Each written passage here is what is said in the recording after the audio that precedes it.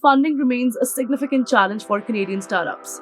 According to a recent report by CB Insights, Canadian startups raised $4.4 billion in venture capital funding in 2024. So what I've noticed in the last 5 years since I've been here and I've been working in this ecosystem, so what I've noticed is that it's a chicken and egg story. For the founders with an innovative idea, they find it hard to find the right VC. Now, Dev, Canada has a rich history of welcoming immigrant entrepreneurs who bring diverse skills. What are some of the successful immigrant-run Canadian startups that you've observed personally, and also what key factors have contributed to their success according to you? There are these two startups that I've been following. One is Click.ai, the other one's Soul Rooms. Click.ai is servicing underwriters and mortgage agents streamline their process, while Soul Room is a prop tech company. Hello there, Canadian entrepreneurs. Are you facing challenges in securing funding for your startup or navigating the complexities of the Canadian business landscape? Consider reaching out to Dev and his team for expert guidance and support.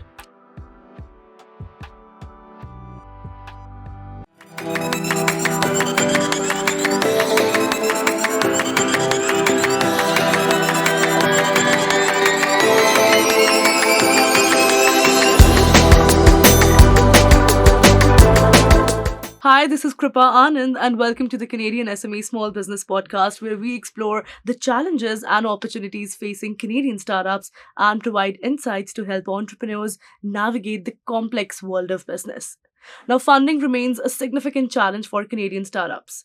According to a recent report by CB Insights, Canadian startups raised $4.4 billion in venture capital funding in 2024, a decrease from the previous year, highlighting the competitive landscape for securing capital.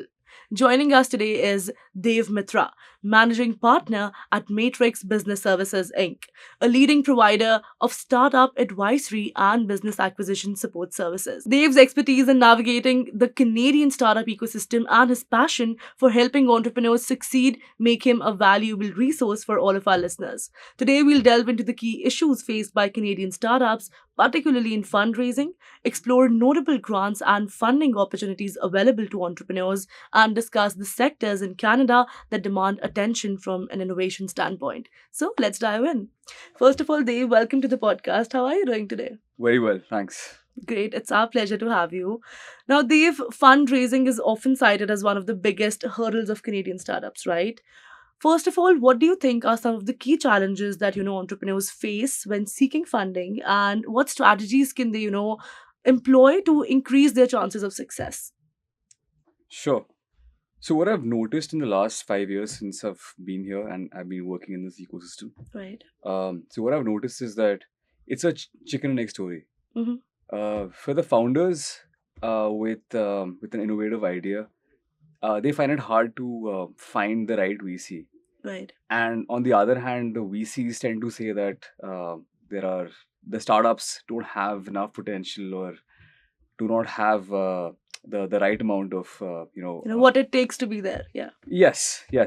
So it's a chicken and egg story. Yeah. And that's one of the reasons why it's becoming difficult for the startups to scale here. Right. And a lot of them are inclined to move to the States. Mm-hmm. And most of them vanish as well. They don't last. Do you think Because it's a mindset issue? What do you think is the issue? Biggest issue according to you? I think it's the pace. Hmm. Because with smaller companies, Right. and it's important to move at a certain pace. Right. If something's not working, you have to pivot right away. Exactly. You cannot waste your limited time and limited resources, right? Yes. Plus. So and especially with decision making, Right. for a startup, I think if something's not working, they need to move.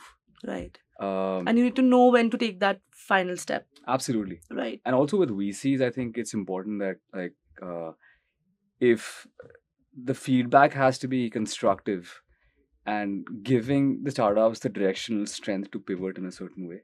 Hmm. Because if they're not, then everyone's moving in circles. Exactly. Makes It's sense. time and money lost for everyone.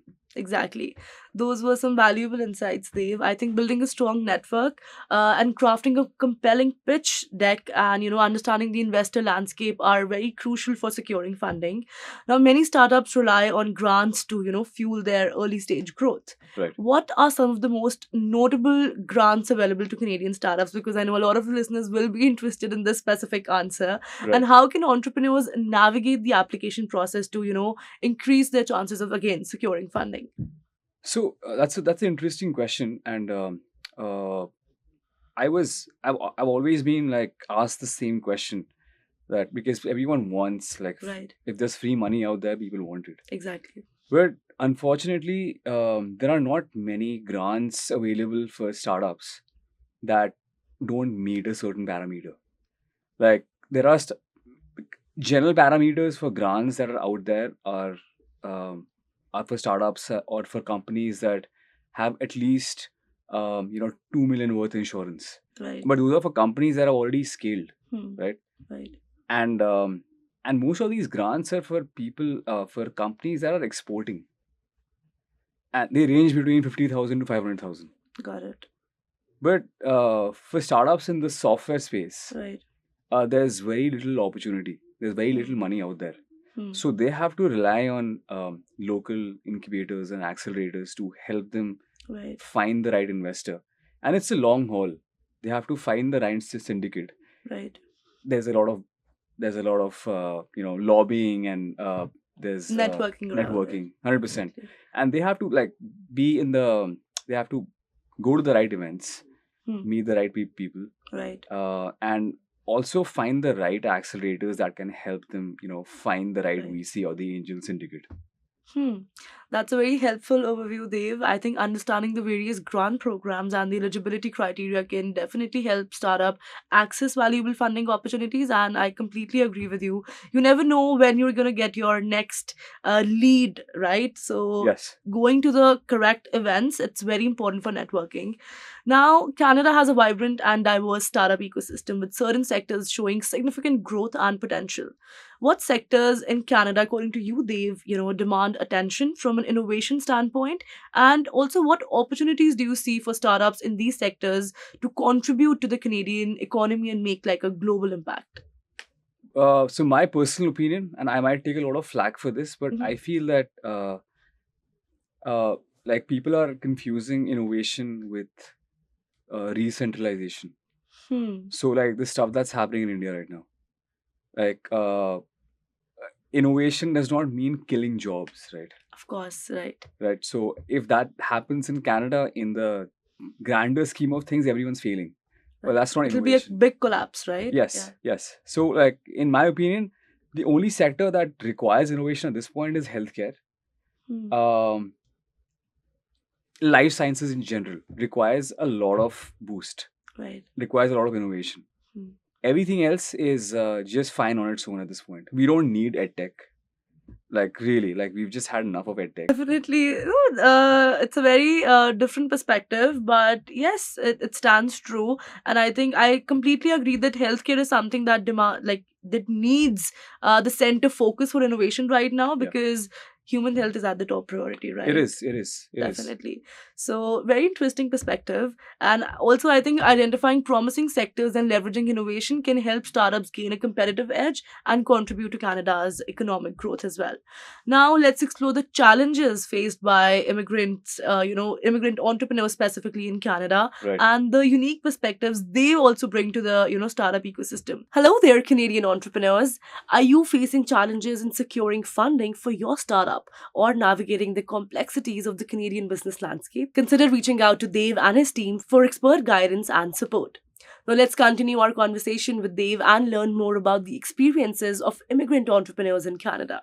Now, Dave, Canada has a rich history of, welcoming immigrant entrepreneurs Yes. who bring diverse skills. What are some of the successful immigrant-run Canadian startups that you've observed personally? And also, what key factors have contributed to their success according to you? So there are these two startups that I've been following, and one is Click.ai, Mm-hmm. the other one Soul Rooms. Mm-hmm. Um, Well, Click.ai is it's servicing underwriters and mortgage agents streamline their process. Got it. While Soulroom is a prop tech company. And how did you come across these platforms? Was it Um, like organic or someone like referred? no, it's through because when immigrant run startups are doing well, Yeah. then and especially for someone like me who's in the space, Right. because I'm mostly Right. working with immigrant startups, and then we are always keeping an eye out for startups that are doing well, Of course. Yeah. and we try and gauge from like leverage everything that they have done right. Right.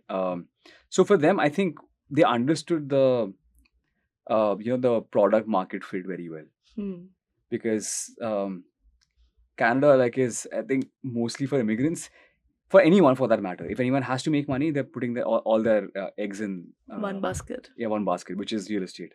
Exactly. So they understood it very well, and especially the last 3 years. Well, the mindset is changing now. People are diversifying, but the last 3 years, I think there was a lot of movement and a lot of noise around real estate, even from people who did not understand it fully. Right. So I think they tapped on the right nerve, and then Exactly. it worked out for them.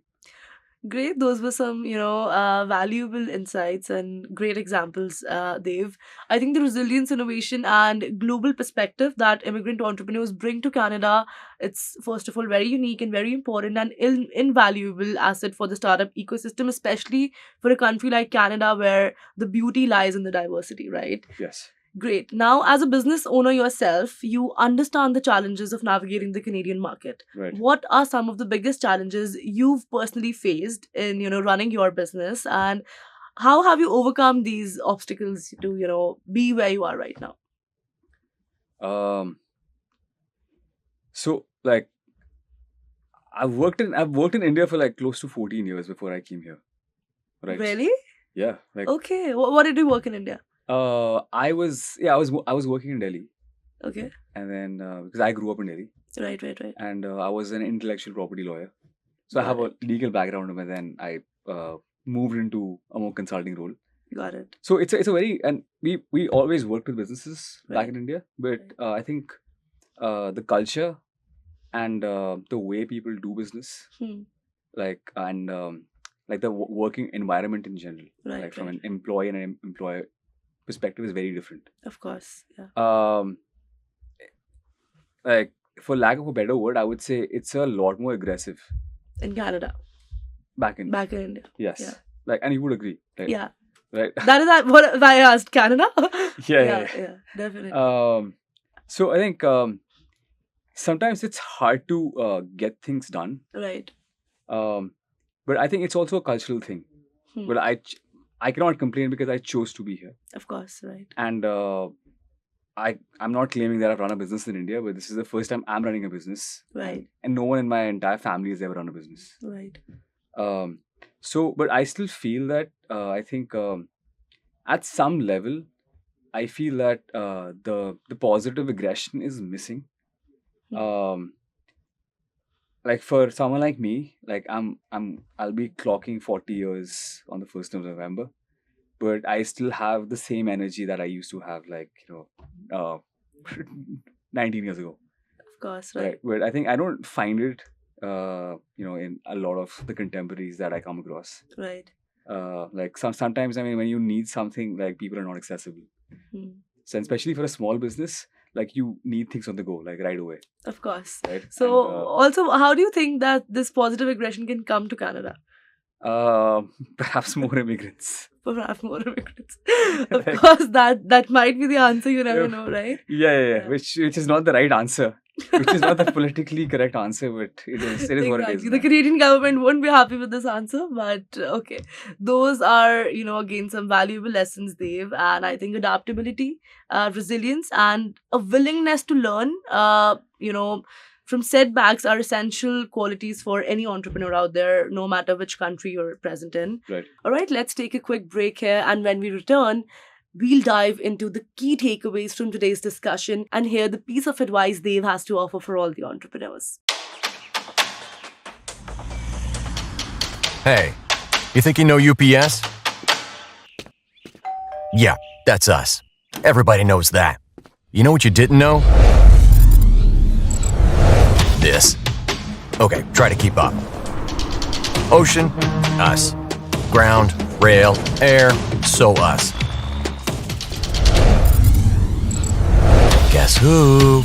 Us. Customs cleared, borders cleared, done. Us. You still with me? Wait for it. Boom. Us. Intelligent, automated, fulfillment. Us. Yep. Healthcare too. Digital your thing? Yeah. Well, book it, ship it, track it. You feeling me yet? Yep. That's all us. That's all UPS.